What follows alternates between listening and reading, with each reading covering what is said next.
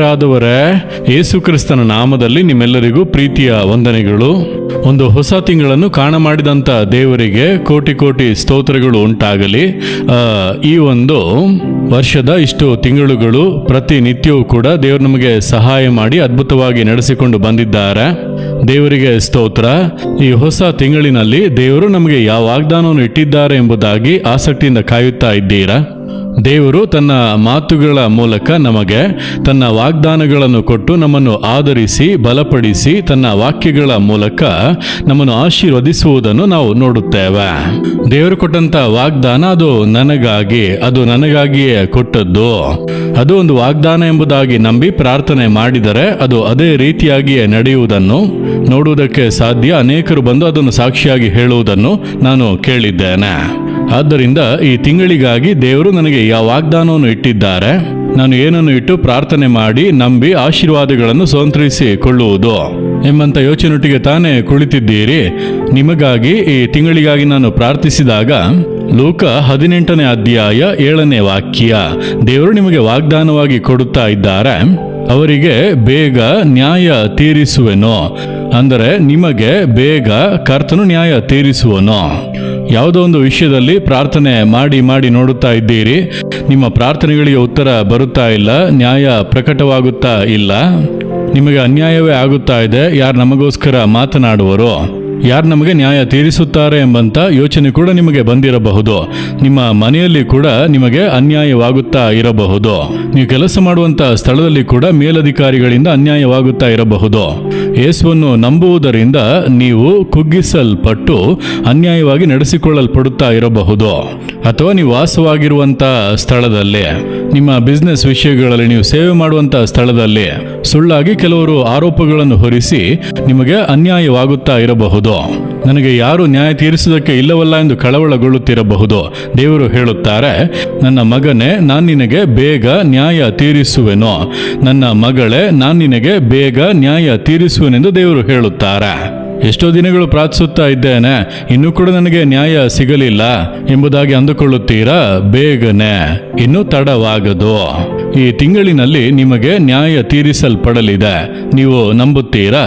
ಈ ಲೂಕ 18ನೇ ಅಧ್ಯಾಯದಲ್ಲಿ ಯೇಸು ಒಂದು ಸುಂದರವಾದ ಸಾಮ್ಯ ಹೇಳುತ್ತಾನೆ. ಒಂದು ಊರಿನಲ್ಲಿ ಒಬ್ಬ ನ್ಯಾಯಾಧಿಪತಿ ಇದ್ದನು. ಅವನು ದೇವರಿಗೂ ಹೆದರುವುದಿಲ್ಲ, ಮನುಷ್ಯರನ್ನು ಲಕ್ಷಿಸುವುದಿಲ್ಲ. ಅವನು ಸುಖಭೋಗಿಯಾಗಿ ಜೀವನ ನಡೆಸುತ್ತಾ ಇದ್ದನು, ಯಾರನ್ನು ಲಕ್ಷ್ಯಕ್ಕೆ ತೆಗೆದುಕೊಳ್ಳುವುದಿಲ್ಲ. ಆ ಪಟ್ಟಣದಲ್ಲಿ ಒಬ್ಬಳು ಬಡ ವಿಧವೆ. ಅವಳಿಗೆ ಕೆಲವೊಂದು ಅನ್ಯಾಯಗಳು ಆಗಿರುವುದರಿಂದ ತನ್ನ ವಿರೋಧಿಗಳಿಂದ ಬಾಧಿಸಲ್ಪಟ್ಟು ನ್ಯಾಯ ಸಿಗಬೇಕು ಎಂಬುದಾಗಿ ನ್ಯಾಯಾಧೀಶನ ಬಳಿ ತಾನೇ ಬರಬೇಕು, ಆಳುವಂತ ಅಧಿಕಾರದಲ್ಲಿ ಇರುವಂತವರು ಎಂಬುದಾಗಿ ಬಂದು ಮೊರೆ ಇಡುತ್ತಾ ಇದ್ದಾಳೆ. ಅವನು ಅದನ್ನು ಲಕ್ಷಿಸುವುದೂ ಇಲ್ಲ, ಯಾಕೆಂದ್ರೆ ಅವನಿಗೆ ದೇವರ ಭಯ ಕೂಡ ಇಲ್ಲ, ಮನುಷ್ಯರನ್ನು ಲಕ್ಷಿಸುವುದೂ ಇಲ್ಲ. ಆಕೆ ಬಿಡದೆ ನಿರಂತರವಾಗಿ ಹೋಗಿ ಬೇಡುತ್ತಲೇ ಇದ್ದಳು. ಇವನು ನಮ್ಮನ್ನು ಲಕ್ಷಿಸುವುದೂ ಇಲ್ಲ, ದೇವರ ಭಯ ಕೂಡ ಇಲ್ಲ, ಇವನ ಬಳಿ ಹೋಗಿ ಏನು ಪ್ರಯೋಜನ ಎಂಬುದಾಗಿ ಅಂದುಕೊಳ್ಳಲಿಲ್ಲ.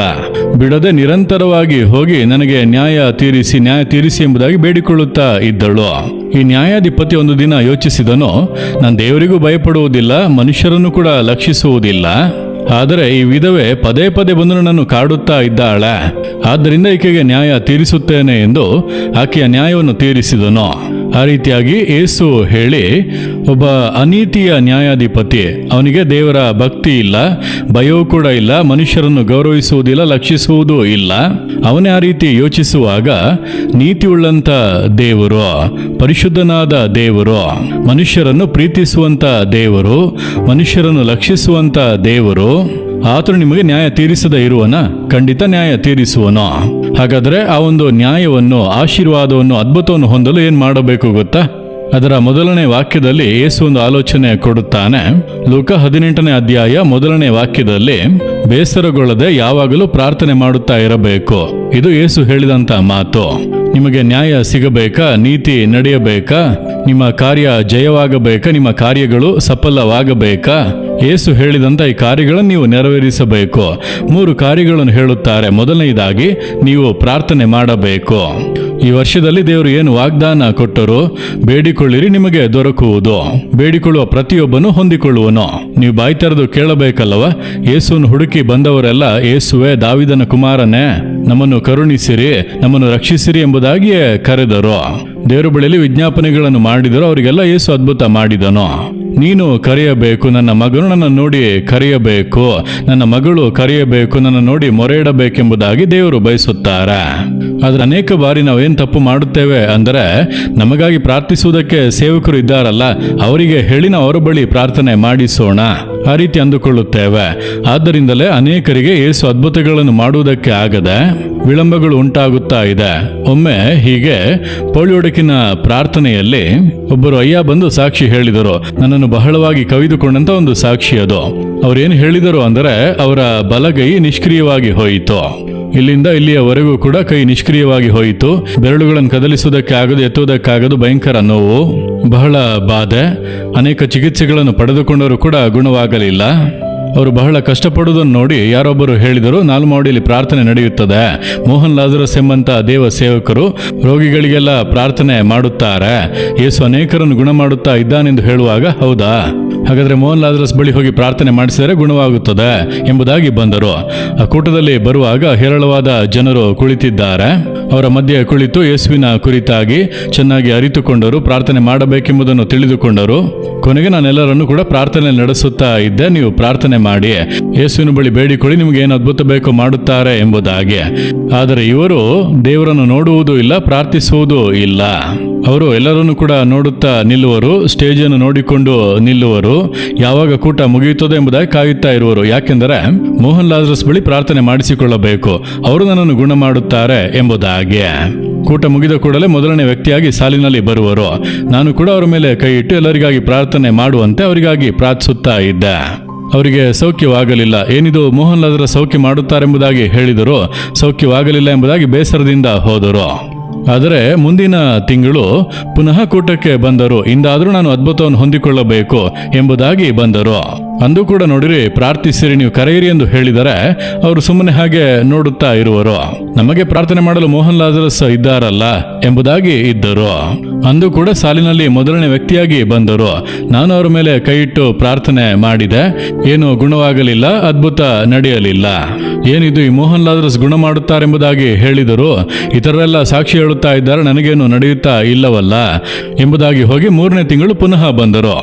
ಅವರು 3ನೇ ತಿಂಗಳ ಕೂಟಕ್ಕೆ ಬಂದಾಗ ಕೊನೆಯ ಪ್ರಾರ್ಥನೆ ಸಮಯದಲ್ಲಿ, ನೀವು ಬೇಡಿಕೊಂಡರೆ ಯೇಸು ನಿಮಗೆ ಅದ್ಭುತ ಮಾಡುವನು, ನೀವು ಪ್ರಾರ್ಥಿಸಿರಿ, ಅದ್ಭುತಗಳನ್ನು ಹೊಂದಿಕೊಳ್ಳಿರಿ ಎಂದು ಹೇಳುವಾಗ ಅವರು ನೋಡಿದರು, ಮೋಹನ್ ಲಾಜರಸ್ ನಮಗಾಗಿ ಪ್ರಾರ್ಥನೆ ಮಾಡಿ ಯಾವ ಅದ್ಭುತಗಳು ಕೂಡ ನಡೆಯುತ್ತಾ ಇಲ್ಲ, ಎಲ್ಲರೂ ಪ್ರಾರ್ಥನೆ ಮಾಡುತ್ತಾ ಇದ್ದಾರಲ್ಲ, ನಾನು ಪ್ರಾರ್ಥನೆ ಮಾಡುತ್ತೇನೆ ಎಂದು ಮೊದಲ ಬಾರಿಗೆ ಕಣ್ಣುಗಳನ್ನು ಮುಚ್ಚಿ, ಯೇಸುವೆ ಈ ಕೈಯನ್ನು ಗುಣ ಮಾಡಿರಿ, ನೋವನ್ನು ತಾಳುವುದಕ್ಕೆ ಆಗುತ್ತಿಲ್ಲ, ಉಪಯೋಗಿಸಕ್ಕೆ ಆಗುತ್ತಿಲ್ಲ ಎಂಬುದಾಗಿ ಯೇಸುವನ್ನು ಕರೆದರು. ದೇವರು ನೋಡುತ್ತಾ ಇದ್ದರು, ಯಾವಾಗ ಇವನು ನಮ್ಮನ್ನು ಕರೆಯುವನೋ ಅದ್ಭುತ ಮಾಡೋಣ ಎಂಬುದಾಗಿ. ತಕ್ಷಣವೇ ದೇವರ ಶಕ್ತಿ ಇಳಿದು ಬಂದಿತು. ಕೈಲಿದ್ದಂಥ ನೋವೆಲ್ಲ ಹೋಯಿತು, ಬಲಗೊಂಡಿತು, ಕೈಯನ್ನು ಉಪಯೋಗಿಸೋದಕ್ಕೆ ಸಾಧ್ಯವಾಯಿತು. ಈಗ ನೋವೇ ಇಲ್ಲ, ಅದ್ಭುತ ಸೌಖ್ಯ. ಸಾಕ್ಷಿ ಹೇಳಲು ವೇದಿಕೆ ಮೇಲೆ ಬಂದರು. ಆಗ ನಾನು ವೇದಿಕೆ ಮೇಲೆ ನಿಂತು ಏನು ನಡೆಯುತ್ತೆ ಎಂಬುದಾಗಿ ಕೇಳುತ್ತಾ ಇದ್ದೇನೆ. ಆಗಲೇ ಇದನ್ನೆಲ್ಲ ಹೇಳಿದರು. ಮೋಹನ್ ಲಾಜರಸ್ ಗುಣ ಮಾಡುತ್ತಾರೆ ಎಂಬುದಾಗಿ ಬಂದೆ, ಇವರು ಪ್ರಾರ್ಥನೆ ಮಾಡಿ ನನಗೆ ಏನೂ ನಡೆಯಲಿಲ್ಲ. ವೇದಿಕೆಯ ಮೇಲೆ ಅವರು ಆ ರೀತಿ ಹೇಳಿದರು. ನಾನು ಮೊರೆ ಇಟ್ಟ ಕೂಡಲೇ ಯೇಸು ಅದ್ಭುತ ಮಾಡಿದನು. ಇದನ್ನೇ ನೀವು ಅರ್ಥ ಮಾಡಿಕೊಳ್ಳಬೇಕು. ಮೋಹನ್ ಲಾಜರಸ್ ಆಗಿರಲಿ, ಬೇರೆ ಯಾವುದೇ ಸೇವಕರಾಗಿರಲಿ, ಅವರು ನಿಮಗೆ ಸಹಾಯ ಮಾಡುವವರು. ಹೇಗೆ ಪ್ರಾರ್ಥಿಸಬೇಕು, ಹೇಗೆ ಕೇಳಬೇಕು, ನೀವು ಪ್ರಾರ್ಥಿಸುವಾಗ ನಿಮ್ಮೊಂದಿಗೆ ಪ್ರಾರ್ಥಿಸಿ ಸಹಾಯ ಮಾಡುತ್ತೇವೆ ಅಷ್ಟೇ. ಅದ್ಭುತ ಮಾಡೋದಕ್ಕೆ ಆಗದು, ಬಿಡುಗಡೆ ಕೊಡುವುದಕ್ಕೆ ಆಗದು. ಆದ್ದರಿಂದ ನೀವು ಯೇಸುವನ್ನು ನೋಡಿ ಮೊರೆ ಇಡಬೇಕು. ಎಷ್ಟು ಜನ ನಿಮಗಾಗಿ ಪ್ರಾರ್ಥಿಸಿದರು, ನೀವು ಯಾವಾಗ ಪ್ರಾರ್ಥಿಸುತ್ತೀರಿ ಎಂಬುದಾಗಿ ದೇವರು ಕಾಯುತ್ತಾ ಇರುತ್ತಾರೆ. ನೀವು ಯಾವಾಗ ಪ್ರಾರ್ಥಿಸುತ್ತೀರಿ ಎಂಬುದಾಗಿ ಕಾಯುತ್ತಾ ಇದ್ದಾರೆ. ಆದ್ದರಿಂದ ಪ್ರಾರ್ಥಿಸಬೇಕು. ಚಿಕ್ಕ ಮಕ್ಕಳು ಕೂಡ ನಿಮ್ಮ ಜ್ಞಾನಕ್ಕಾಗಿ ಪ್ರಾರ್ಥಿಸಬೇಕು. ಯವನಸ್ಥರು ನಿಮ್ಮ ಆರೋಗ್ಯ, ಬಲ, ವಿದ್ಯಾಭ್ಯಾಸ ಎಲ್ಲದಕ್ಕಾಗಿ ಪ್ರಾರ್ಥಿಸಬೇಕು. ದೊಡ್ಡವರು ನಿಮ್ಮ ಕುಟುಂಬದ ಸಮಾಧಾನ, ಆಶೀರ್ವಾದ, ಮೇಲುಗಳು ಒಂದೊಂದಕ್ಕೂ ಪ್ರಾರ್ಥನೆ ಮಾಡಬೇಕು. ಅಷ್ಟು ಮಾತ್ರವಲ್ಲ, ನಿಮ್ಮ ಬೀದಿಯಲ್ಲಿರುವಂಥ ಜನರು, ನಿಮ್ಮ ಊರಿನಲ್ಲಿರುವಂಥ ಜನರು, ನಿಮ್ಮ ಭಾಗದಲ್ಲಿರುವಂಥ ಎಲ್ಲ ಜನರು ಆಶೀರ್ವದಿಸಲ್ಪಡಬೇಕು, ರಕ್ಷಣೆ ಹೊಂದಬೇಕೆಂಬುದಾಗಿ ಪ್ರಾರ್ಥಿಸಬೇಕು. ನೀವು ಪ್ರಾರ್ಥಿಸಬೇಕೆಂದು ದೇವರು ಎದುರು ನೋಡುತ್ತಾ ನೋಡುತ್ತಾ ಇದ್ದಾರೆ. ನೀವು ಪ್ರಾರ್ಥನೆ ಮಾಡಿ, ಖಂಡಿತವಾಗಿ ಈ ತಿಂಗಳಲ್ಲಿ ದೇವರು ನ್ಯಾಯ ತೀರಿಸುವರು. ಅದ್ಭುತ ನಡೆಯುತ್ತದೆ, ಬದಲಾವಣೆಗಳನ್ನು ನೀವು ಕಾಣುವಿರಿ, ಸೌಖ್ಯವನ್ನು ಹೊಂದಿಕೊಳ್ಳುವಿರಿ. ಎರಡನೆಯದಾಗಿ ಯೇಸು ಈ ವಾಕ್ಯದಲ್ಲಿ ಏನು ಹೇಳುತ್ತಾನೆ ಅಂದರೆ, ಯಾವಾಗಲೂ ಪ್ರಾರ್ಥಿಸಬೇಕು. ದೇವರು ಹೇಳುತ್ತಾರೆ ನೀವು ಪ್ರಾರ್ಥಿಸಬೇಕು. ಯಾವಾಗ ಪ್ರಾರ್ಥಿಸುವುದು? ಬೆಳಗ್ಗೆ ಎದ್ದು 1 ಗಂಟೆ ಪ್ರಾರ್ಥನೆ ಮಾಡಿದೆವು ಅಷ್ಟೇ ಎಂಬುದಾಗಿ ಅಲ್ಲ, ಯಾವಾಗಲೂ. ಯೇಸು ಇನ್ನು ಕತ್ತಲಿರುವಾಗಲೇ ಎದ್ದು ಅಡವಿಗೆ ಹೋಗಿ ಮುಂಜಾನೆಯೇ ಪ್ರಾರ್ಥಿಸಿದನು. ಮಾರ್ಕ 1:35 ವಾಕ್ಯದಲ್ಲಿ ಓದುತ್ತೇವೆ. ಅಷ್ಟೇ ಮುಗಿಯುತ್ತಾ ಸಂಜೆ ಆದಾಗ ಆತನು ಬೆಟ್ಟವನ್ನು ಹತ್ತಿ ತಂದೆಯೊಂದಿಗೆ ವೈಯಕ್ತಿಕವಾಗಿ ಆತನು ಪ್ರಾರ್ಥನೆ ಮಾಡಿದನು. ಮತ್ತಾಯ 14:24 ಓದುತ್ತೇವೆ. ಕೆಲವೊಮ್ಮೆ ಕೆಲವೊಂದು ಮುಖ್ಯವಾದ ತೀರ್ಮಾನ ತೆಗೆದುಕೊಳ್ಳಬೇಕಾ? ಲೂಕ 6ನೇ ಅಧ್ಯಾಯ 12ನೇ ವಾಕ್ಯದಲ್ಲಿ ಓದುತ್ತೇವೆ, ಆತನು ರಾತ್ರಿ ಇಡೀ ತಂದೆಯ ಬಳಿಯಲ್ಲಿ ಮಾತನಾಡಿ ಪ್ರಾರ್ಥಿಸಿ ಆತನು ತೀರ್ಮಾನಗಳನ್ನು ತೆಗೆದುಕೊಂಡನು. ಇದುವೇ ಯೇಸು ನಮಗೆ ಕಲಿಸಿಕೊಟ್ಟಂತ ಪಾಠ. ಹಾಗಾಗಿ ಯಾವಾಗಲೂ ಕೂಡ ಪ್ರಾರ್ಥಿಸಿರಿ, ಎಲ್ಲ ಕಾರ್ಯಗಳಿಗಾಗಿ ಪ್ರಾರ್ಥಿಸಿರಿ, ಮುಂಜಾನೆ ಎದ್ದು ಸ್ತುತಿಸಿರಿ, ಪ್ರಾರ್ಥಿಸಿರಿ. ಆ ದಿನ ನೀವು ಮಾಡಲಿರುವಂಥ ಎಲ್ಲ ಕಾರ್ಯಗಳನ್ನು ಕೂಡ ದೇವರಿಗೆ ತಿಳಿಸಿರಿ. ನಾನು ಪ್ರತಿನಿತ್ಯ ಮುಂಜಾನೆ ಎದ್ದು ದೇವರನ್ನು ಸ್ತುತಿಸಿ ಸ್ತೋತ್ರ ಮಾಡಿ ವಾಕ್ಯವನ್ನು ಪ್ರತಿನಿತ್ಯ ನನಗೆಂದು ಧ್ಯಾನಿಸಿ ನಂತರ ಯಾವ್ಯಾವ ಕಾರ್ಯಗಳಿಗಾಗಿ ಪ್ರಾರ್ಥಿಸಬೇಕು, ಇಂದು ನಾನು ಏನು ಮಾಡಬೇಕು ಅದನ್ನು ಎಲ್ಲ ನಾನು ಡೈರಿಯಲ್ಲಿ ಬರೆಯುವೆ. ಇಂದು ನಾನು ಈ ಕಾರ್ಯಗಳನ್ನೆಲ್ಲ ಮಾಡಬೇಕು, ಇಂದು ಇವರು ಸಂಧಿಸುವುದಕ್ಕೆ ಬರುತ್ತಾರೆ, ಅವರಿಗಾಗಿ ನಾನು ಪ್ರಾರ್ಥನೆ ಮಾಡಬೇಕು, ಈ ರೀತಿಯ ಸೇವೆಗಳನ್ನು ನೆರವೇರಿಸಬೇಕು, ಎಲ್ಲವನ್ನು ಕೂಡ ನಾನು ಬರೆದು ಇತರರಿಗೆ ಈ ಜವಾಬ್ದಾರಿಗಳನ್ನೆಲ್ಲ ಕೊಡಬೇಕೆಂಬುದಾಗಿ ಬರೆದಿಟ್ಟು ಪ್ರಾರ್ಥಿಸುವ. ದೇವರೇ, ಈ ದಿನ ಇದನ್ನೆಲ್ಲ ಮಾಡಬೇಕು, ನನಗೆ ಕೃಪೆ ಕೊಡಿರಿ, ಬಲ ಕೊಡಿರಿ, ಜ್ಞಾನ ಕೊಡಿರಿ. ಆ ದಿನದ ಅಂತ್ಯದಲ್ಲಿ ನೋಡಿದರೆ ಎಲ್ಲವೂ ಕೂಡ ಸುಂದರವಾಗಿ ಮಾಡಿ ಮುಗಿದಿರುತ್ತದೆ. ನೀವು ಎಲ್ಲದಕ್ಕಾಗಿ ಪ್ರಾರ್ಥಿಸಬೇಕು, ಯಾವಾಗಲೂ ಪ್ರಾರ್ಥಿಸಬೇಕು. ಒಂದೊಂದು ಕಾರ್ಯ ನೆರವೇರುವಾಗಲೂ ಸ್ತೋತ್ರ ಮಾಡಿ ಪ್ರಾರ್ಥಿಸುವ. ದೇವರೇ, ಇದನ್ನು ಮಾಡಿ ಮುಗಿಸಲು ಕೃಪೆ ಕೊಟ್ಟಿರಿ, ನಿಮಗೆ ಸ್ತೋತ್ರ. ಆ ರೀತಿ ಒಂದೊಂದು ಕಾರ್ಯಗಳಿಗಾಗಿ ಸ್ತೋತ್ರ ಮಾಡುತ್ತಾ ಪ್ರಾರ್ಥನೆ ಮಾಡುತ್ತಾ ಇರುವೆನೋ. ಆದ್ದರಿಂದ ನೀವು ಯಾವಾಗಲೂ ಕೂಡ ಪ್ರಾರ್ಥಿಸಬೇಕು. ನೀವು ಬೆಳಗ್ಗೆ, ಮಧ್ಯಾಹ್ನ, ಸಂಜೆ, ರಾತ್ರಿ ಎಲ್ಲ ಪರಿಸ್ಥಿತಿಗಳಲ್ಲಿ ಕೂಡ ಪ್ರಾರ್ಥಿಸಬೇಕು. ಈಗ ಯೇಸು ಕ್ರಿಸ್ತನು ಸೇವೆ ಮಾಡಿದಂಥ ದಿನಗಳಲ್ಲಿ ನೋಡಿರಿ, ಮುಂಜಾನೆ ಪ್ರಾರ್ಥಿಸಿದನು, ಸಂಜೆ ಪ್ರಾರ್ಥಿಸಿದನು, ರಾತ್ರಿಯೆಲ್ಲ ಪ್ರಾರ್ಥಿಸಿದನು. ಅಲ್ಲಿಗೆ ಮುಗಿಯಿತಾ ಉಪದ್ರವಗಳು ಬಂದವು. ಆತನಿಗೆ ಬಹಳ ದುಃಖವಾಗಿ ಇರುವಾಗ ಆತನು ಗೆತ್ಸಮನೆ ತೋಟಕ್ಕೆ ಹೋಗಿ ರಾತ್ರಿಯಲ್ಲಿ ಆತನು ಬಹಳ ಹೊತ್ತು ಅಲ್ಲಿ ಪ್ರಾರ್ಥನೆ ಮಾಡಿದನು. ನಂತರ ಅವರು ಆತನನ್ನು ಬಂಧಿಸಿ ಹೊಡೆದು ಚಿತ್ರಹಿಂಸೆ ಪಡಿಸಿ ಆತನನ್ನು ಬಹಳ ಬಲಹೀನ ಪಡಿಸಿದರು. ಕುಡಿಯುವುದಕ್ಕೆ ನೀರನ್ನು ಕೂಡ ಕೊಡಲಿಲ್ಲ, ರಕ್ತ ಸುರಿಯುತ್ತಾ ಇದೆ, ಶರೀರ ಬಲಹೀನವಾಗಿ ಹೋಯಿತು. ನೋಡಿ, ಶಿಲುಬೆಯಲ್ಲಿ ಕೂಡ ಆತನು ಪ್ರಾರ್ಥನೆ ಮಾಡಿದನು. ಆ ಇಕ್ಕಟ್ಟಿನ ಪರಿಸ್ಥಿತಿಯಲ್ಲೂ, ಆ ಉಪದ್ರವದ ಸಮಯದಲ್ಲೂ ಪ್ರಾರ್ಥಿಸಿ, ತಂದೆಯೇ ಎಂಬುದಾಗಿ ಮೊದಲ ಪ್ರಾರ್ಥನೆ, ಕೊನೆಯಲ್ಲಿ ನಿಮ್ಮ ಕರೆಗಳು ನನ್ನ ಆತ್ಮವನ್ನು ಒಪ್ಪಿಸಿ ಕೊಡುತ್ತೇನೆ ಪ್ರಾರ್ಥಿಸಿದನು. ಅಂದರೆ ಇಕ್ಕಟ್ಟುಗಳಲ್ಲಿ, ಉಪದ್ರವಗಳಲ್ಲಿ, ಕಷ್ಟಗಳಲ್ಲಿ ಕೂಡ ನಾವು ಪ್ರಾರ್ಥನೆ ಮಾಡಬೇಕು. ದೇವರು ನನಗೆ ನ್ಯಾಯ ತೀರಿಸಬೇಕು, ನನಗೆ ಅದ್ಭುತ ಮಾಡಬೇಕು. ನೀವು ಪ್ರಾರ್ಥಿಸುವಾಗ ದೇವರು ನಿಮಗೆ ಅದ್ಭುತ ಮಾಡುವರು. ನೀವು ನೋಡುವುದಾದರೆ ದಾವೀದನು ಇಕ್ಕಟ್ಟಿನ ಪರಿಸ್ಥಿತಿಯಲ್ಲಿ ಹಾದು ಹೋದನು. ಅವನು ಬರೆದಂಥ ಕೀರ್ತನೆಗಳನ್ನೆಲ್ಲ ನೀವು ಓದಿರುತ್ತೀರಾ ಅಲ್ಲವಾ? ಇಕ್ಕಟ್ಟಾದ ಕಾಲದಲ್ಲಿ, ಬಹಳ ಇಕ್ಕಟ್ಟಾದಂಥ ಪರಿಸ್ಥಿತಿಗಳಲ್ಲಿ ಅದರಲ್ಲೆಲ್ಲ ದೇವರನ್ನು ಪ್ರಾರ್ಥಿಸುತ್ತಾನೆ, ಸ್ತುತಿಸುತ್ತಾನೆ. ಕಷ್ಟಗಳ ಮಧ್ಯೆ ಪ್ರಾರ್ಥಿಸುವಂಥ ಅನೇಕ ಅನುಭವಗಳು ಹೇಳಲ್ಪಟ್ಟಿವೆ. ಒಮ್ಮೆ ದಾವೀದನು ರಾಜನಾಗಿ ಆಳ್ವಿಕೆ ಮಾಡುತ್ತಾ ಇದ್ದಂಥ ಸಮಯದಲ್ಲಿ ಅಬ್ಸಲೋಮನೇ ಅವನಿಗೆ ವಿರೋಧವಾಗಿ ಎದ್ದು ದಾವೀದನನ್ನು ಕೊಂದು ನಾನು ರಾಜನಾಗಬೇಕೆಂಬುದಾಗಿ ಸೈನ್ಯವನ್ನೆಲ್ಲ ಒಟ್ಟುಗೂಡಿಸಿದನು. ಆ ಸಮಯದಲ್ಲಿ ದಾವೀದನು ಯುದ್ಧ ವೀರನು. ಅವನು ಅಂದುಕೊಂಡಿದ್ದರೆ ಅಬ್ಸಲೋಮನನ್ನು ಸುಲಭವಾಗಿ ಕೊಲ್ಲಬಹುದಾಗಿತ್ತು. ಆದರೆ ಅವನು ಸ್ವಂತ ಮಗ, ತನ್ನ ಮಗನನ್ನು ಪ್ರೀತಿಸಿದ್ದರಿಂದ ಅವನಿಗೆ ಯಾಕೆ ಒಂದು ವೇದನೆಯನ್ನು ಉಂಟು ಮಾಡಬೇಕು? ನಾನೇ ಹೋಗುತ್ತೇನೆ ಎಂದು ತನ್ನ ಕುಟುಂಬದವರ ಜೊತೆಗೆ, ತನ್ನ ಸೈನ್ಯ, ಕೆಲವು ಪರಾಕ್ರಮಶಾಲಿಗಳೊಂದಿಗೆ ಅರಮನೆಯನ್ನು ಬಿಟ್ಟು ಅವನು ಅಡವಿಗೆ ಹೋದನು. ಆ ರೀತಿ ಅವನು ಹೋಗುವಂತ ಮಾರ್ಗದಲ್ಲಿ ಒಂದು ಸುದ್ದಿಯನ್ನು ಹೇಳುತ್ತಾರೆ. ಅಹಿತೋಫೆಲನು ಎಂಬಂತ ಒಬ್ಬ ವ್ಯಕ್ತಿ, ಅವನು ಒಳ್ಳೆ ಆಲೋಚನೆ ಕೊಡುವವನು. ದಾವೀದನಿಗೆ ಒಳ್ಳೆ ಆಲೋಚನೆ ಕೊಡುತ್ತಿದ್ದನು. ದಾವೀದನು ಅವನ ಬಳಿ ಆಲೋಚನೆ ಕೇಳಿದರೆ ಕರೆಕ್ಟಾಗಿ ಆಲೋಚನೆ ಕೊಡುವನು. ಅವನು ಕೊಡುವಂಥ ಆಲೋಚನೆ ದೇವರಿಂದಲೇ ಬಂದಂಥ ಆಲೋಚನೆಯಂತೆ ಇರುತ್ತದೆ, ಅದು ಹಾಗೆ ನಡೆಯುತ್ತದೆ. ಆ ರೀತಿ ಕೃಪೆ ಹೊಂದಿದಂಥ ಒಬ್ಬ ವ್ಯಕ್ತಿಯನ್ನು ದೇವರು ದಾವೀದನಿಗೆ ಕೊಟ್ಟಿದ್ದರು. ಅವನೇನ್ ಮಾಡಿದ? ಅಬ್ಸಲೋಮನ ಸಂಗಡ ಸೇರಿಕೊಂಡ. ಅಬ್ಸಲೋಮನೊಂದಿಗೆ ಅವನು ಸೇರಿಕೊಂಡಂತ ಸುದ್ದಿಯು ದಾವೀದನಿಗೆ ತಿಳಿಸಲ್ಪಟ್ಟಿತು. ದಾವೀದನು ಆ ಒಂದು ಇಕ್ಕಟ್ಟಿನಲ್ಲಿ, ಕಷ್ಟದಲ್ಲಿ, ವೇದನೆಯೊಂದಿಗೆ ನಡೆದು ತನ್ನ ಕುಟುಂಬದೊಟ್ಟಿಗೆ, ತನ್ನ ಪರಿವಾರದೊಟ್ಟಿಗೆ ಹೋಗುತ್ತಾ ಇರುವಾಗ ಜೀವ ಉಳಿಸಿಕೊಂಡು ಓಡುವಂತ ಒಂದು ಪರಿಸ್ಥಿತಿ. ಆಗ ಅವನು ಒಂದು ಪ್ರಾರ್ಥನೆ ಮಾಡುತ್ತಾನೆ. ಏನು ಪ್ರಾರ್ಥನೆ? 2 ಸಮುವೇಲನು 15ನೇ ಅಧ್ಯಾಯ 31ನೇ ವಾಕ್ಯದಲ್ಲಿ, ಯೆಹೋವನೇ, ಅಹಿತೋಫೆಲನ ಆಲೋಚನೆಯನ್ನು ನಿರರ್ಥಕಪಡಿಸು ಎಂದು ಪ್ರಾರ್ಥಿಸಿದನು. ಅಷ್ಟೇ ಪ್ರಾರ್ಥನೆ, ಒಂದೇ ನಿಮಿಷದ ಪ್ರಾರ್ಥನೆ. ಅಂದರೆ ದಾವೀದನಿಗೆ ಯಾವಾಗಲೂ ಕೂಡ ಪ್ರಾರ್ಥಿಸುವಂತ ಒಂದು ಅನುಭವ ಇತ್ತು. ಉಪದ್ರವಗಳು, ಕಷ್ಟಗಳು, ಈಗ ಇಕ್ಕಟ್ಟಿನಲ್ಲಿ ಓಡುತ್ತಾ ಇದ್ದಾನೆ. ಬಹಳ ಭಾರದಿಂದ ವೇದನೆಯಲ್ಲಿ ಅವನು ಹೋಗುತ್ತಾ ಇರುವಾಗಲೇ ದಾರಿಯಲ್ಲಿ ಒಂದು ಪ್ರಾರ್ಥನೆ ಮಾಡಿದನು. ಯೆಹೋವನೇ, ಅಹಿತೋಫೆಲನ ಆಲೋಚನೆಯನ್ನು ನಿರರ್ಥಕಪಡಿಸು. ಯಾಕೆಂದ್ರೆ ಅವನು ಒಳ್ಳೆ ಆಲೋಚನೆಯನ್ನು ಕೊಟ್ಟರೆ, ಅಬ್ಸಲೋಮನು ಅವನು ಆಲೋಚನೆ ಕೊಟ್ಟಂತ ರೀತಿಯಲ್ಲೇ ನಡೆದರೆ ಕಾರ್ಯಗಳು ಬಹಳ ಕಠಿಣವಾಗುತ್ತವೆ. ಆದ್ದರಿಂದ ಅವನ ಆಲೋಚನೆಯನ್ನು ನಿರರ್ಥಕಪಡಿಸಿ. ಅಷ್ಟೇ ಒಂದು ಚಿಕ್ಕ ಪ್ರಾರ್ಥನೆ. ಅಂದರೆ ನನಗೆ ನ್ಯಾಯವನ್ನು ತೀರಿಸಿ ದೇವರೇ ಎಂಬುದಾಗಿ ಹೇಳುವಂತ ಒಂದು ಪ್ರಾರ್ಥನೆ. ಏನ್ ನಡೆಯಿತು?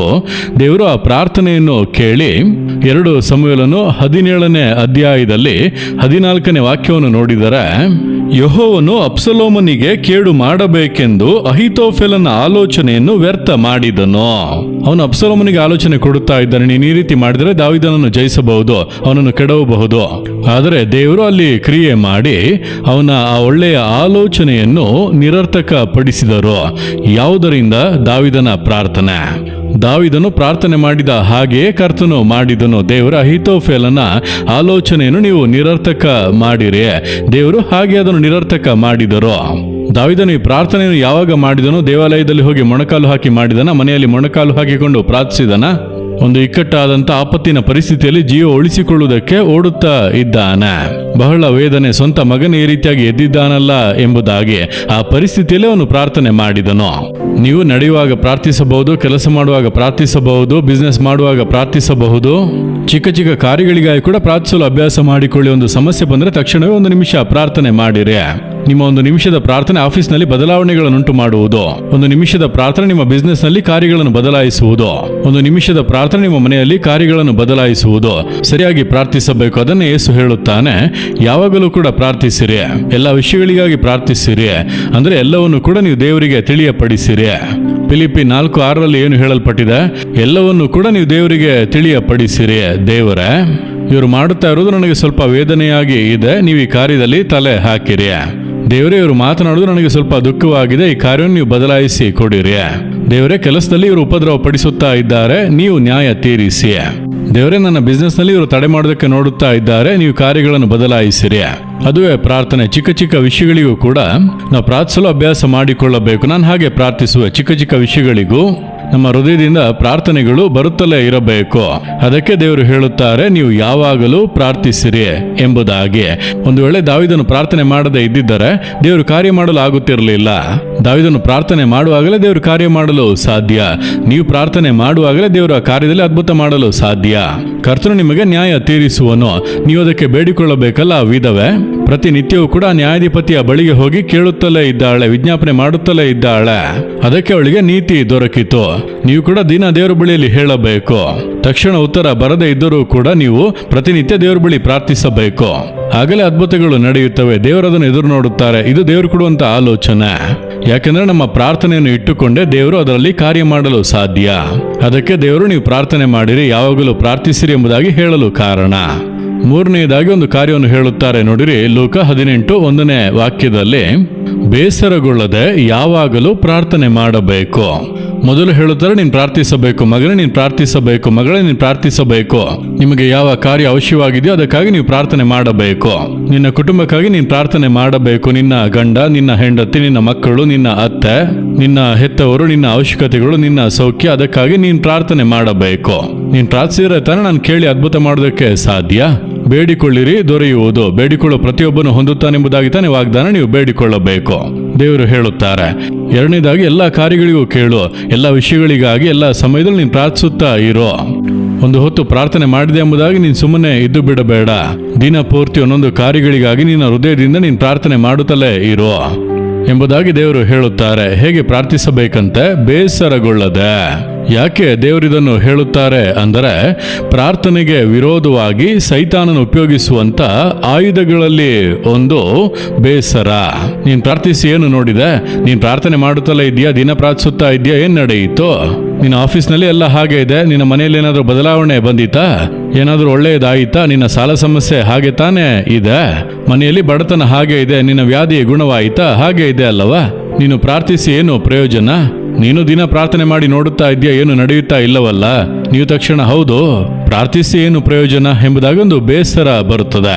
ಸೈತಾನನು ನಮ್ಮ ಪ್ರಾರ್ಥನೆಯನ್ನು ತಡೆ ಮಾಡೋದಕ್ಕೆ ಉಪಯೋಗಿಸುವಂತ ಒಂದು ಆಯುಧ ಸೋಲು.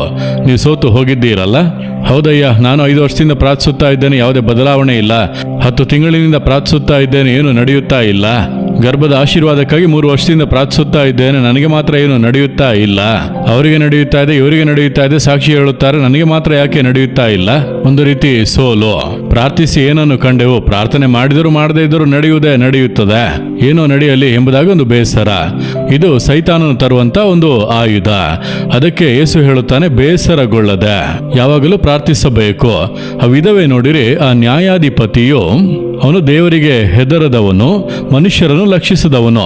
ಈಕೆ ಹೋಗುವಾಗ ಲಕ್ಷಿಸಲೇ ಇಲ್ಲ, ಆಕೆ ಬೇಸರಗೊಳ್ಳಲಿಲ್ಲ. ಮರುದಿನ ಪುನಃ ಹೋದಳು, ಆಗಲೂ ಲಕ್ಷ್ಯ ಕೊಡಲಿಲ್ಲ. ಬೇಸರಗೊಳ್ಳಲಿಲ್ಲ, ಮರುದಿನ ಹೋದಳು. ನಿರಂತರವಾಗಿ ಅವಳು ಹೋಗುತ್ತಲೇ ಇದ್ದಾಳೆ.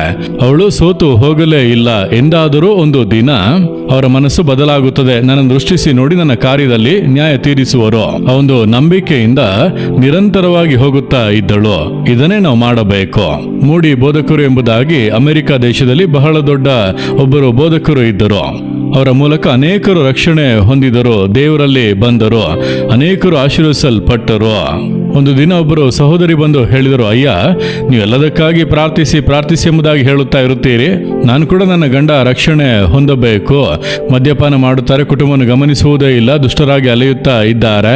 ಅವರು ರಕ್ಷಣೆ ಹೊಂದಬೇಕೆಂಬುದಾಗಿ 5 ವರ್ಷಗಳಿಂದ ಪ್ರಾರ್ಥನೆ ಮಾಡುತ್ತಾ ಇದ್ದೇನೆ, ಏನೂ ಬದಲಾಗಲಿಲ್ಲ, ಏನು ವ್ಯತ್ಯಾಸವೇ ಇಲ್ಲ. ಮತ್ತೆ ಪ್ರಾರ್ಥಿಸಿ ಏನು ಪ್ರಯೋಜನ ಎಂಬುದಾಗಿ ಒಂದು ಬೇಸರ ಬರುತ್ತಾ ಇದೆ. ತಕ್ಷಣ ಮೂಡಿ ಬೋಧಕರು ಅವರು ಪ್ರೇಯರ್ ಡೈರಿಯಲ್ಲಿ ಬರೆದಿಡುವರು. ಅದರಲ್ಲಿ ತೆಗೆದು ತೋರಿಸಿದರು, ಇವರು ನನ್ನ ಸ್ನೇಹಿತರು, ನಾನು ರಕ್ಷಣೆ ಹೊಂದುವುದಕ್ಕೆ ಮುಂಚೆ ನನಗೆ ಬಹಳ ಕ್ಲೋಸ್ ಫ್ರೆಂಡ್ಸ್ ಆಗಿದ್ದವರು. ಇವರ ಹೆಸರುಗಳನ್ನೆಲ್ಲ ನಾನು ಬರೆದಿಟ್ಟು ಪ್ರಾರ್ಥಿಸುತ್ತಾ ಇದ್ದೇನೆ. 15 ವರ್ಷಗಳಾಗಿ ಪ್ರಾರ್ಥಿಸುತ್ತಾ ಇದ್ದೇನೆ, ಇನ್ನೂ ರಕ್ಷಣೆ ಹೊಂದಿಲ್ಲ. ಆದರೆ ನನ್ನ ಪ್ರಾರ್ಥನೆಯನ್ನು ಬಿಡಲಿಲ್ಲ. ಖಂಡಿತ ಇವರು ಒಂದು ದಿನ ರಕ್ಷಣೆ ಹೊಂದುತ್ತಾರೆ, ದೇವರು ಸಂಧಿಸುತ್ತಾರೆ ಎಂದು ನಾನು ಪ್ರಾರ್ಥಿಸುತ್ತಲೇ ಇದ್ದೇನೆಂದು ಹೇಳಿದರು. ಓ ಹೌದಾ, ಇಷ್ಟು ದೊಡ್ಡ ಸೇವಕರು 15 ವರ್ಷಗಳಾಗಿ ಪ್ರಾರ್ಥನೆ ಮಾಡಿಯೂ ಅದರಲ್ಲಿ ಅದ್ಭುತ ನಡೆಯಲಿಲ್ಲವಾ? ಆದರೆ ನಿರಂತರವಾಗಿ ಪ್ರಾರ್ಥಿಸುತ್ತಾ ಇದ್ದಾರಾ? ಸರಿ, ನಾನು ಬಿಡುವುದಿಲ್ಲ, ಪ್ರಾರ್ಥಿಸುತ್ತೇನೆ, ನನ್ನ ಗಂಡನನ್ನು ದೇವರು ಸಂಧಿಸುವವರೆಗೂ ಪ್ರಾರ್ಥಿಸುತ್ತೇನೆ. ಆ ರೀತಿಯ ಸೋಲನ್ನು ಬೀಸಾಡಿ ಉತ್ಸಾಹದಿಂದ ಪ್ರಾರ್ಥಿಸಲು ಆರಂಭಿಸಿದರು. ನೀವು ಸೋತು ಹೋಗಿದ್ದೀರಾ? ಪ್ರಾರ್ಥಿಸಿ ಕುಟುಂಬ ಕೂಡ ಇನ್ನೂ ರಕ್ಷಣೆ ಹೊಂದಿಲ್ಲ, ಸಾಲ ಸಮಸ್ಯೆಗಳು ಕೂಡ ನೀಗಿಲ್ಲ, ವ್ಯಾಧಿಗಳು ಕೂಡ ಗುಣವಾಗುತ್ತಾ ಇಲ್ಲ, ತಡೆಗಳಾಗಿಯೇ ಇದೆ, ನ್ಯಾಯವೇ ಇಲ್ಲ, ಕಷ್ಟಪಡುತ್ತಾ ಇದ್ದೇನೆ, ಯಾವಾಗ ಇದು ಬದಲಾಗುತ್ತದೆ, ಸೋತು ಹೋಗಿದ್ದೇನೆ ಅನ್ನುತ್ತೀರಾ? ದೇವರು ನಿಮಗೆ ಉತ್ತರ ಕೊಡುತ್ತಾರೆ, ನನ್ನ ಮಕ್ಕಳೇ, ಬೇಗ ನಿಮಗೆ ನ್ಯಾಯ ತೀರಿಸುವೆನು. ಅದಕ್ಕೇನ್ ಮಾಡಬೇಕು ದೇವರು ಹೇಳುತ್ತಾರೆ. ಲೂಕ 18:7 ವಾಕ್ಯದಲ್ಲಿ, ದೇವರಾದು ಕೊಂಡವರು ಆತನಿಗೆ ಹಗಲು ರಾತ್ರಿ ಮೊರೆ ಇಡುವಲ್ಲಿ ಆತನು ಅವರ ವಿಷಯದಲ್ಲಿ ತಡ ಮಾಡಿದರೂ ಅವರ ನ್ಯಾಯವನ್ನು ತೀರಿಸದೆ ಇರುವನೇ. ಹಗಲು ರಾತ್ರಿ ಅವರು ಮೊರೆ ಇಡುತ್ತಾ ಇದ್ದಾರೆ, ಯೇಸುವೆ ಸಹಾಯ ಮಾಡಿ, ಬದಲಾಯಿಸಿರಿ, ಅದ್ಭುತ ಮಾಡಿರಿ, ಸೌಖ್ಯ ಕೊಡಿರಿ, ಬಿಡುಗಡೆ ಕೊಡಿರಿ. ಹಗಲು ರಾತ್ರಿ ಪ್ರಾರ್ಥಿಸುತ್ತಾ ಇದ್ದೀರಿ, ಅದನ್ನೇ ಹೇಳಲಾಗಿದೆ. ಅವರು ಹಗಲು ರಾತ್ರಿ ಮೊರೆ ಇಡುವಲ್ಲಿ, ನೀವು ಹಗಲು ರಾತ್ರಿ ಮೊರೆ ಇಡುತ್ತಾ ಇದ್ದೀರಾ? ಯಾವಾಗಲೂ ಪ್ರಾರ್ಥಿಸಿರಿ, ಯಾವಾಗಲೂ ಮೊರೆ ಇಡಿರಿ, ಆ ಕಾರ್ಯವನ್ನು ಪದೇ ನೀವು ಹೇಳಿರಿ. ನೀವು ಪದೇ ಅದನ್ನು ಕೇಳಿರಿ, ಇದರಿಂದ ಬಿಡುಗಡೆ ಕೊಡಿರಿ, ಇದರಲ್ಲಿ ಅದ್ಭುತ ಮಾಡಿರಿ, ಈ ವಿಷಯದಲ್ಲಿ ನ್ಯಾಯವನ್ನು ತೀರಿಸಿ. ನೀವು ಪದೇ ಅದನ್ನು ಪ್ರಾರ್ಥಿಸಿ. ದೇವರಾದು ಕೊಂಡವರು, ನೀವು ದೇವರಿಂದ ಆರಿಸಿಕೊಳ್ಳಲ್ಪಟ್ಟವರು. ಅದಕ್ಕೆ ಯೇಸುವನ್ನು ಪ್ರೀತಿಸುತ್ತೀರಿ, ಆತನನ್ನು ನಂಬುತ್ತೀರಿ, ಆತನಿಂದ ಆರಿಸಿಕೊಳ್ಳಲ್ಪಟ್ಟವರು. ಮತ್ತೆ ಹೇಗೆ ನಿಮ್ಮನ್ನು ಅಸಡ್ಡೆ ಮಾಡುವರು? ಆತನು ತಡ ಮಾಡಿದರೂ ಅವರ ನ್ಯಾಯವನ್ನು ಬೇಗನೆ ತೀರಿಸುವನು. ನಾವು ಬೆಳಗ್ಗೆ ಪ್ರಾರ್ಥಿಸಿ ಸಂಜೆ ಎಲ್ಲ ಬದಲಾಗುತ್ತದೆ ಎಂಬುದಾಗಿ ಎದುರು ನೋಡುತ್ತೇವೆ, ಆ ರೀತಿ ಮಾಡುವುದಿಲ್ಲ. ನಾವು ಇಂದು ಕೇಳಿ ನಾಳೆ ಎಲ್ಲ ತಲೆ ಕೆಳಗಾಗಿ ಬದಲಾಗುತ್ತದೆ ಅಂದುಕೊಳ್ಳುತ್ತೇವೆ, ಆ ರೀತಿ ಅಲ್ಲ. ಆತನು ಎಲ್ಲವನ್ನು ಅದರದರ ಕಾಲದಲ್ಲಿ ಸುಂದರವಾಗಿ ಮಾಡಿ ಮುಗಿಸುವ ದೇವರು ಎಂದು ವಾಕ್ಯದಲ್ಲಿ ನೋಡುತ್ತೇವೆ. ಆತನ ಟೈಮ್ ಇದೆ. ಕೆಲವೊಂದು ಕಾರ್ಯಗಳಿಗೆ ನೀವು ಪ್ರಾರ್ಥನೆ ಮಾಡುವಾಗಲೇ ಅದ್ಭುತ ನಡೆಯುತ್ತದೆ. ಕೆಲ ಕಾರ್ಯಗಳಿಗೆ ಪ್ರಾರ್ಥಿಸಿ ಮರುದಿನವೇ ಅದ್ಭುತ ನಡೆಯುತ್ತದೆ. ಕೆಲ ಕಾರ್ಯಗಳಿಗೆ ಪ್ರಾರ್ಥಿಸಿ 1 ವಾರದ ನಂತರ ಅದ್ಭುತ ನಡೆಯುತ್ತದೆ. ಕೆಲ ಕಾರ್ಯಗಳಿಗೆ 1 ತಿಂಗಳ ನಂತರವೇ ಅದ್ಭುತ ನಡೆಯುತ್ತದೆ. ಕೆಲ ಕಾರ್ಯಗಳಿಗೆ ಕೆಲ ವರ್ಷಗಳ ನಂತರವೇ ಅದ್ಭುತ ನಡೆಯುತ್ತದೆ. ಯಾಕೆ? ದೇವರು ಪ್ರಾರ್ಥನೆ ಕೇಳಿದ್ದಾರೆ, ಅದರ ತಕ್ಕ ಸಮಯದಲ್ಲಿ ಉತ್ತರ ಕೊಡುತ್ತಾರೆ.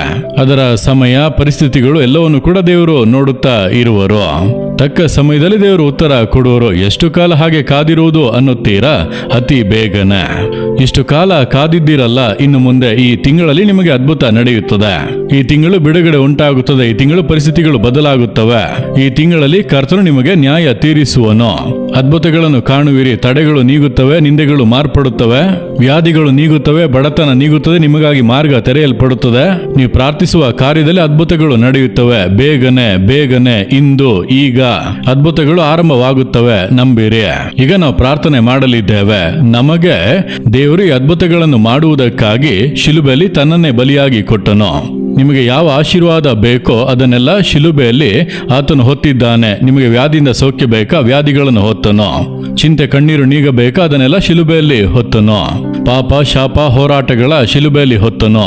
ಅಂತಹ ಒಬ್ಬ ದೇವರು ನಿಮಗೆ ನ್ಯಾಯ ತೀರಿಸದೆ ಇರುತ್ತಾರಾ? ಖಂಡಿತ ತೀರಿಸುವರು.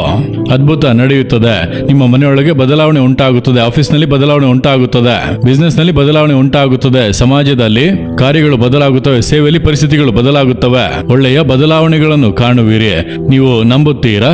ನಂಬಿಕೆಯಿಂದ ಪ್ರಾರ್ಥಿಸೋಣವ. ಹಾಗಾದರೆ ಈ ವಾಗ್ದಾನ ನನಗಾಗಿ, ಯೇಸುವೆ ನನಗೆ ಬೇಗ ನ್ಯಾಯ ತೀರಿಸುವಿರಿ. ಬೇಗ ನಮಗೆ ಒಂದು ಅದ್ಭುತವನ್ನು ಮಾಡುತ್ತೀರಿ. ನಾನು ನಂಬುತ್ತೇನೆ. ಹಿಂದೆ ಅದ್ಭುತವನ್ನು ನಾನು ಎದುರು ನೋಡುತ್ತೇನೆ. ಹಿಂದೆ ನಾನೊಂದು ಬದಲಾವಣೆಯನ್ನು ಎದುರು ನೋಡುತ್ತೇನೆ, ನಂಬುತ್ತೇನೆ ಎಂದು ಈಗ ನಾವು ನಂಬಿಕೆಯಿಂದ ಪ್ರಾರ್ಥನೆ ಮಾಡಲಿದ್ದೇವೆ. ಹಾಗೆ ಕಣ್ಣುಗಳನ್ನು ಮುಚ್ಚಿ ಪ್ರಾರ್ಥಿಸಿರಿ. ದೇವರೇ, ಈ ಪ್ರೀತಿಯ ಮಕ್ಕಳೊಂದಿಗೆ ನೀವು ಮಾತನಾಡಿದ್ದಕ್ಕಾಗಿ ನಿಮಗೆ ಸ್ತೋತ್ರ ಅಪ್ಪ. ಇವರು ನಿಮ್ಮಿಂದ ಆರಿಸಿಕೊಳ್ಳಲ್ಪಟ್ಟವರು, ನಿಮ್ಮನ್ನು ಪ್ರೀತಿಸುತ್ತಾರೆ, ನಿಮ್ಮನ್ನು ನಂಬುತ್ತಾರೆ. ಆದ್ದರಿಂದಲೇ ನಿಮ್ಮ ವಾಕ್ಯಗಳನ್ನು ಆಸಕ್ತಿಯಿಂದ ಕೇಳಿದ್ದಾರೆ. ನಿಮ್ಮಿಂದ ಆರಿಸಿಕೊಳ್ಳಲ್ಪಟ್ಟವರಪ್ಪ. ಈ ಮಕ್ಕಳ ಪ್ರಾರ್ಥನೆಯನ್ನು ನೀವು ಗಮನಿಸುತ್ತಾ ಇದ್ದೀರಿ. ಪ್ರಾರ್ಥನೆ ಮಾಡದೇ ಇರುವವರನ್ನು ಇಂದಿನಿಂದ ಪ್ರಾರ್ಥಿಸುವಂತೆ ಮಾಡಿರಿ. ಸೋತು ಹೋದವರನ್ನು ಇಂದು ಬಲಪಡಿಸಿ ಯಾವಾಗಲೂ ಪ್ರಾರ್ಥಿಸುವುದಕ್ಕೆ ಕೃಪೆಯನ್ನು ಕೊಡಿರಿ. ದೇವರೇ, ಹಗಲು ರಾತ್ರಿ ಪ್ರಾರ್ಥಿಸುವಂತ ಒಂದು ಅನುಭವವನ್ನು ಅನುಗ್ರಹಿಸಿರಿ. ಯಾವಾಗಲೂ ಪ್ರಾರ್ಥಿಸುವಂತ, ಬೇಸರಗೊಳ್ಳದೆ ಪ್ರಾರ್ಥಿಸುವಂತ ಅನುಭವವನ್ನು ಮಕ್ಕಳಿಗೆ ಕೊಡಿರಿ. ಸೋಲನ್ನು ಉಂಟು ಮಾಡುವ ದುರಾತ್ಮಗಳು ಯೇಸುವಿನ ನಾಮದಲ್ಲಿ ಇಂದು ತೊಲಗಿ ಹೋಗಲಿ. ಸಂದೇಹದ ದುರಾತ್ಮಗಳು ತೊಲಗಿ ಹೋಗಲಿ. ಯೇಸುವಿನ ನಾಮದಲ್ಲಿ ಅವರ ಹೃದಯವನ್ನು ಬಿಟ್ಟು ಅದು ತೊಲಗಲಿ. ಉತ್ಸಾಹದ ಆತ್ಮ ಅವರನ್ನು ಆವರಿಸಿಕೊಳ್ಳಲಿ. ಕರ್ತನ ನ್ಯಾಯವನ್ನು ತೀರಿಸುತ್ತಾನೆ. ಯೇಸುವಿನ ನೀತಿಯನ್ನು ಪ್ರಕಾಶಿಸ ಮಾಡುತ್ತಾನೆ. ನನಗೆ ಅದ್ಭುತ ನಡೆಯುತ್ತದೆ ಎಂಬಂತ ನಂಬಿಕೆ ಹೃದಯವನ್ನು ತುಂಬಿಕೊಳ್ಳಲಿ. ಈಗ ಅವರು ಬೇಡಿಕೊಳ್ಳುವಂತ ಪ್ರತಿಯೊಂದು ಕಾರ್ಯಗಳಲ್ಲೂ ಅದ್ಭುತ ನಡೆಯಬೇಕು. ಯೇಸುವೆ, ನನ್ನ ಮನೆಯೊಳಗೆ ನನಗೊಂದು ನ್ಯಾಯ ಸಿಗಬೇಕು, ಬದಲಾವಣೆ ಉಂಟಾಗಬೇಕು, ರಕ್ಷಣೆ ಉಂಟಾಗಬೇಕು, ನನ್ನ ಕೆಲಸದಲ್ಲಿ ಒಂದು ಅದ್ಭುತ ನಡೆಯಬೇಕು, ಬಿಸ್ನೆಸ್ ನಲ್ಲಿ ಒಂದು ಅತಿಶಯ ನಡೆಯಬೇಕು, ನನ್ನ ಸಂತತಿಯನ್ನು ನೀವು ಆಶೀರ್ವದಿಸಿ ಅಭಿವೃದ್ಧಿ ಪಡಿಸಬೇಕು, ಸಾಲ ಸಮಸ್ಯೆಗಳು ಹೋರಾಟಗಳು ನೀಗಬೇಕು, ಕೆಲಸಕ್ಕೆ ಮಾರ್ಗಗಳು ತೆರೆಯಲ್ಪಡಬೇಕು, ನನ್ನ ನಿಂದೆ ಆಶೀರ್ವಾದವಾಗಿ ಬದಲಾಗಬೇಕು. ಯಾವ ಕಾರ್ಯಕ್ಕಾಗಿ ನಂಬಿಕೆಯಿಂದ ಪ್ರಾರ್ಥಿಸುತ್ತಾ ಇದ್ದಾರೋ ನೀವು ನ್ಯಾಯ ತೀರಿಸುವಂತ ದೇವರು ಬೇಗ ನ್ಯಾಯ ತೀರಿಸುತ್ತಾನೆಂಬಂತ ವಾಕ್ಯದಂತೆ ಇನ್ನು ತಡವಾಗದೆ ಹಿಂದೆ ಒಂದು ಅದ್ಭುತವು ನಡೆಯಲಿ. ಈಗಲೇ ವ್ಯಾಧಿಗಳು ನೀಗಿ ಸೌಖ್ಯವು ಉಂಟಾಗಲಿ. ಈಗಲೇ ತಡೆಗಳು ನೀಗಿ ಕಾರ್ಯಗಳು ಸಫಲವಾಗಲಿ. ಈಗಲೇ ಕುಟುಂಬದಲ್ಲಿರುವಂತಹ ಗೊಂದಲಗಳು ನೀಗಿ ಸಮಾಧಾನ ಉಂಟಾಗಲಿ. ಈಗಲೇ ನಷ್ಟಗಳು ಲಾಭವಾಗಿ ಬದಲಾಗಲಿ. ಈಗಲೇ ಅವರ ಕಾರ್ಯಗಳು ಜಯವಾಗಿ ಮಾರ್ಪಡಲಿ. ಈಗಲೇ ಅವಮಾನಕ್ಕೆ ಬದಲಾಗಿ ಎರಡರಷ್ಟು ಮಾನವು ಉಂಟಾಗಲಿ. ಈಗಿನಿಂದಲೇ ಒಂದು ಬದಲಾವಣೆಯನ್ನು ಕಾಣಲಿ, ಅದ್ಭುತಗಳನ್ನು ಕಾಣಲಿ. ಯೇಸು ಕ್ರಿಸ್ತನ ನಾಮದಲ್ಲಿ ಅದ್ಭುತಗಳು ನಡೆಯಲಿ. ಯೇಸು ಕ್ರಿಸ್ತನ ನಾಮದಲ್ಲಿ ನಿಮ್ಮ ಮಕ್ಕಳು ಅದ್ಭುತ ಅತಿಶಯಗಳನ್ನು ಕಾಣಲಿ. ನೀವು ಮಾಡಿದ್ದಕ್ಕಾಗಿ ಸ್ತೋತ್ರ. ಹೊಂದಿಕೊಂಡಿದ್ದೇವೆ ಎಂಬುದಾಗಿ ನಾವು ನಂಬುತ್ತೇವೆ. ಯೇಸುವೆ, ನನಗೆ ನ್ಯಾಯ ತೀರಿಸಿರುವುದಕ್ಕಾಗಿ ಸ್ತೋತ್ರ. ಬದಲಾವಣೆಗಳನ್ನು ನಾನು ಕಾಣುತ್ತೇನೆ, ಸ್ತೋತ್ರ. ಇಂದಿನಿಂದಲೇ ಬದಲಾವಣೆಗಳು ಉಂಟಾಗುವುದಕ್ಕಾಗಿ ಸ್ತೋತ್ರ, ಸ್ತೋತ್ರ, ಸ್ತೋತ್ರ. ಈ ಮಕ್ಕಳೊಂದಿಗೆ ಸೇರಿ ನಾನು ಕೂಡ ನಂಬುತ್ತೇನೆ. ಇವರ ಪರವಾಗಿ ನಾನು ಕೂಡ ಅದ್ಭುತಗಳನ್ನು ಎದುರು ನೋಡುತ್ತೇನೆ. ಯೇಸು ಕ್ರಿಸ್ತನ ನಾಮದಲ್ಲಿ ಪ್ರಾರ್ಥಿಸುತ್ತೇವೆ ತಂದೆಯೇ. ಆಮೇನ್, ಆಮೇನ್. ದೇವರು ಅದ್ಭುತ ಮಾಡಿದ್ದಾರೆ. ಇಂದಿನಿಂದ ನೀವು ಬದಲಾವಣೆಗಳನ್ನು ಕಾಣುವಿರಿ. ಮುಂದುವರೆದು ಪ್ರಾರ್ಥಿಸಬೇಕು. ಇಂದಿಗೆ ಎಲ್ಲ ಮುಗಿದು ಹೋಗಿಲ್ಲ. ವಾಕ್ಯ ಹೇಳುತ್ತದಲ್ಲ, ಹಗಲು ರಾತ್ರಿ ಆತನನ್ನು ಬೇಡಿಕೊಳ್ಳುವಂತ, ಅಂದ್ರೆ ಹಗಲು ರಾತ್ರಿ ಬೇಡಿಕೊಳ್ಳಿ. ನಿಮ್ಮ ಕಾರ್ಯಗಳನ್ನು ಹೇಳಿ ಹೇಳಿ ಸ್ತೋತ್ರ ಮಾಡುತ್ತಾ ಪ್ರಾರ್ಥಿಸುತ್ತಾ ಇರಿ. ಇಂದಿನಿಂದಲೇ ಕಾರ್ಯಗಳು ಬದಲಾಗುವುದನ್ನು ನೀವು ಕಾಣಲಿದ್ದೀರಿ. ಪ್ರತಿಯೊಂದು ಚಿಕ್ಕ ಚಿಕ್ಕ ಬದಲಾವಣೆಗೂ ದೇವರನ್ನು ಸ್ತುತಿಸುತ್ತಾ ಇರಿ. ಪರಿಪೂರ್ಣವಾದ ಬದಲಾವಣೆ, ಆಶೀರ್ವಾದಗಳು ಉಂಟಾಗುತ್ತವೆ. ಬೇಗ ಕರ್ತನು ನಿಮಗೆ ನ್ಯಾಯ ತೀರಿಸುವನು. ಆ ಅದ್ಭುತವನ್ನು ನೀವು ಕಾಣುವಿರಿ. ನಿಮ್ಮ ಅದ್ಭುತವನ್ನು ನೀವು ನಂಬಿಕೆಯಿಂದ ಎದುರು ನೋಡಿರಿ. ಯೇಸುವಿನ ನಾಮದಲ್ಲಿ ಆಮೇನ್, ಆಮೇನ್. ಸ್ನೇಹಿತರೆ, ಮಲೆನಾಡು ಗಾಸ್ಪೆಲ್ ಮೀಡಿಯಾ 2.0 ವೀಕ್ಷಿಸಿದ್ದಕ್ಕಾಗಿ ನಿಮಗೆ ತುಂಬಾ ಧನ್ಯವಾದಗಳು. ಈ ಸಚಿವಾಲಯದ ಮೂಲಕ ಸುವಾರ್ತೆಯನ್ನು ಹಂಚಿಕೊಳ್ಳಲು ಮತ್ತು ಭರವಸೆಯ ಸಂದೇಶವನ್ನು ಪ್ರಸಾರ ಮಾಡಲು ನಮಗೆ ಅಪಾರ ಉತ್ಸಾಹವಿದೆ. ನಮ್ಮ ವಿಷಯದಿಂದ ನೀವು ಆಶೀರ್ವದಿಸಲ್ಪಟ್ಟಿದ್ದರೆ ಅಥವಾ ಪ್ರೋತ್ಸಾಹಿಸಲ್ಪಟ್ಟಿದ್ದರೆ ನಮ್ಮ ಈ ಉದ್ದೇಶಕ್ಕೆ ಬೆಂಬಲ ನೀಡುವಂತೆ ವಿನಂತಿಸುತ್ತೇವೆ. ನಿಮ್ಮ ಪ್ರತಿಯೊಂದು ದೇಣಿಗೆ, ಎಷ್ಟೇ ಚಿಕ್ಕದಾದರೂ, ಹೆಚ್ಚು ವಿಡಿಯೋಗಳನ್ನು ಮಾಡಲು, ಹೆಚ್ಚು ಜನರನ್ನು ತಲುಪಲು ಮತ್ತು ಈ ಸೇವೆಯನ್ನು ಬಲವಾಗಿಡಲು ನೇರವಾಗಿ ಸಹಾಯ ಮಾಡುತ್ತದೆ. ಪರದೆಯ ಮೇಲೆ ಕಾಣುವ QR ಕೋಡ್ ಅನ್ನು ಸ್ಕ್ಯಾನ್ ಮಾಡಿ ಅಥವಾ ದೇಣಿಗೆ ನೀಡಲು ವಿವರಣೆಯಲ್ಲಿರುವ ಲಿಂಕ್ ಅನ್ನು ಕ್ಲಿಕ್ ಮಾಡಿ. ನಿಮ್ಮ ಔದಾರ್ಯವು ನಿಜವಾಗಿಯೂ ಶಾಶ್ವತವಾದ ವ್ಯತ್ಯಾಸವನ್ನು ಮಾಡುತ್ತಿದೆ. ಧನ್ಯವಾದಗಳು ಮತ್ತು ದೇವರು ನಿಮ್ಮನ್ನು ಆಶೀರ್ವದಿಸಲಿ.